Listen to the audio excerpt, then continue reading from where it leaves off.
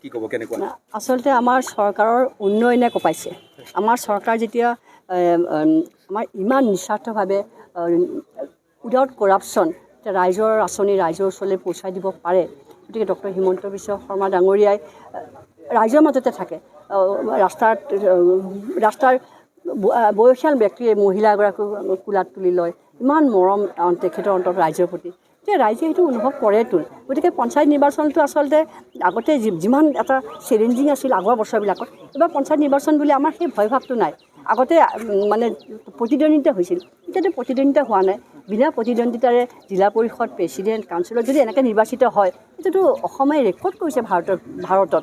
আৰু উন্নয়নৰ ফালৰ পৰা দেখিছে GDP গ্ৰ'থৰ ফালৰ পৰা দেখিছে আমাৰ অসম এতিয়া ডক্টৰ হিমন্ত বিশ্ব শৰ্মাই প্ৰায় তৃতীয় পৰ্যায়লৈ লৈ গৈছে আগতে পাঁচখন ৰাজ্যৰ ভিতৰত এখন হোৱাতে ডাঙৰ কথা আছিল এতিয়া 3 নম্বৰ পজিশ্যনলৈ প্ৰায় উঠি আহিছে গতিকে ভাৰতৰ সমগ্ৰ ভাৰতে ডক্টৰ হিমন্ত বিশ্ব শৰ্মাক জানে অটো ৰিক্সা টেক্সি ড্ৰাইভাৰ সকলোৱে কয় অসম মানে ডক্টৰ হিমন্ত বিশ্ব শৰ্মা সেই উন্নয়নৰ কাৰণে সেয়া সম্ভৱ হৈছে আৰু ৰাইজে যেতিয়া সেই আঁচনিখিনি মাজত কোনো হেঙাৰ নোহোৱাকৈ দালাল ঠিকাদাৰ নোহোৱাকৈ যদি আঁচনি পায় তেতিয়াহ'লে আমাৰ চৰকাৰৰ নাম নলৈ আৰু কাৰ ল'ব হয়তো ৱাৰ্ড মেম্বাৰৰ পৰা একদম জিলা পৰিষদৰ সদস্যলৈকে বিনা প্ৰতিনিধিত্বৰে হৈছে এক প্ৰকাৰ বিৰোধী শূন্য হ'লে গণতন্ত্ৰ থৰক বৰক হ'ব নেকি চব সদায় ৰাইজ কিন্তু সদায় উন্নয়নৰ লগত থাকে গতিকে আমি গণতন্ত্ৰটো ৰাইজেহে গণতন্ত্ৰ ৰাইজে যেতিয়া ভূপেন হাজৰিকাইতো কৈছে ৰাইজেই প্ৰজা ৰাইজেই ৰজা গতিকে যেতিয়া ৰাইজে যেতিয়া ঢল বয় তেতিয়া কোন বিৰোধী কোন চব সকলো উঠি ভাহি যায় গতিকে এতিয়া ৰাইজে যেতিয়া কৈছে যে এইবাৰ পঞ্চায়তত যিহেতু ডক্টৰ হিমন্ত বিশ্ব শৰ্মাৰ কাম দেখিছে আগৰ বছৰত আমাৰ পঞ্চায়তবিলাকত কাম দেখিছে য'তেই ভাৰতীয় জনতা পাৰ্টিৰ প্ৰেচিডেণ্ট কাউন্সিলৰ মেম্বাৰ ত'তেই ভাল কাম হৈছে য'তে কংগ্ৰেছ প্ৰেচিডেণ্ট আছিল সেইবিলাক এৰেষ্ট হৈছে কিমান প্ৰেচিডেণ্ট কংগ্ৰেছৰ এৰেষ্ট হৈছে গতিকে আমাৰতো হোৱা নাই আমাৰ ভাৰতীয় জনতা পাৰ্টিক ক'ৰবাত প্ৰেচিডেণ্ট কাউন্সিলে কেতিয়াবা এৰেষ্ট হোৱা শুনিছে নেকি গতিকে আমাৰ কাম ভাল কৰে গতিকে আমাৰ ৰাইজৰ কাৰণে কাম কৰে নিজৰ কাৰণে পকেটত সোমাবৰ কাৰণেতো আমাৰ প্ৰতিনিধি হ'বলৈ নাযায় হেলাৰঙে কিমানে নিজৰ কেণ্ডিডেট এৰি দিছে আমাৰ কোলহাটী পঞ্চায়তৰ পৰেশ দাস টপ লিডাৰ আছিল কোলহাটীৰ এৰি দিছে নিজৰ ছিটটো গতিকে আমাৰ ৰাইজৰ কাৰণে আমাৰ এই ইলেকশ্যন এই পঞ্চায়ত গতিকে সেই পঞ্চায়ত নিৰ্বাচনৰ বতৰ বাইদেউ ধুবুৰীত কিছু সময় পূৰ্বে কংগ্ৰেছ নেতা এগৰাকীয়ে ৰকিবুল হুছেইনক ডকাইতৰ লগত ৰিজাইছে আৰু পুত্ৰই আন মহিলাৰ সৈতে নৈশ যাপন কৰাৰ অভিযোগ আনিছে চাওক আমাৰ ভাৰতীয় জনতা পাৰ্টীৰ এটা কথা আমাৰ যিটো আমি নিজৰ মৰেল যদি নিজৰ মৰেল নাথাকে তেতিয়া দল কেনেকৈ কৰিব আগতে নিজৰ মানে মৰেল নিজৰ কি কয় আদৰ্শ নীতি যদি নিজৰ আদৰ্শ নীতি নাথাকে তেতিয়াহ'লে সেই দলৰ আদৰ্শ নীতি ৰাইজৰ ওচৰত কেনেকৈ লৈ যাব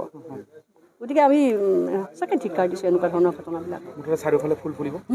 ফুলি গ'ল আমি কিমান জিকিলোঁ গতিকে বাকী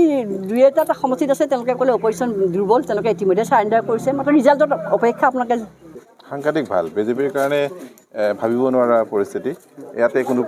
প্ৰতিযোগিতাই নাই কোনো বিৰোধী নাই গতিকে এইবোৰ